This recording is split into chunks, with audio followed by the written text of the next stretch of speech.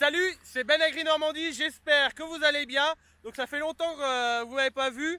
J'ai dit là c'est l'occasion de vous refaire une vidéo et de reprendre aussi les vidéos un peu. Donc là on est sur le fauchage du seigle. Donc seigle fourragé bio toujours. Donc là il fait à peu près une hauteur un peu plus de 2 mètres de haut. Je vais vous faire voir ça parce que je suis quand même grand, mais alors lui il est encore plus grand que moi. Voilà quoi. Donc là on est je crois le 13 ou 15 juin. Et puis du coup on fauche. Voilà, il est assez propre, je vais vous faire voir ça. Donc la parcelle vous l'avez déjà vue.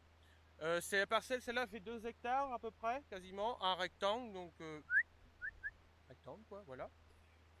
Ça avait été semé en octobre je crois, de mémoire. Donc là on est exactement le 12 juin.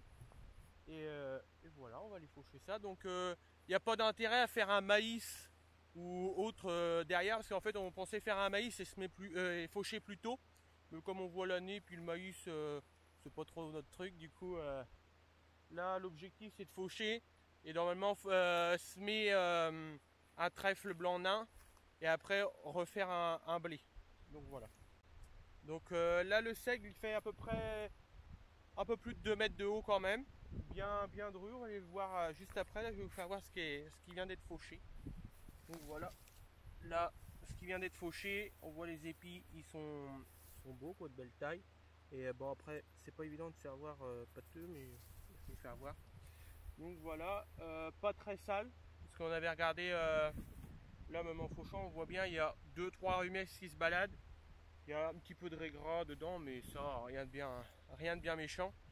Donc surtout pour après, là on va déchaumer et on va semer un trèfle blanc nain pour l'objectif couvrir le sol et rapporter de l'azote, et dans l'objectif de après ressemer un blé en semi direct. Donc voilà, donc vu que c'est pas très évident de faire du semi direct en bio, donc on va essayer ça aussi. Donc je vais vous faire voir la camelote. Donc là on voit quand même que ça fait des belles épaisseurs d'andin. Et là ce qui est le plus impressionnant, c'est ce qu'on voit là avant la faucheuse. Et comment que ça passe dans la faucheuse et que c'est bien fauché, c'est quand même incroyable.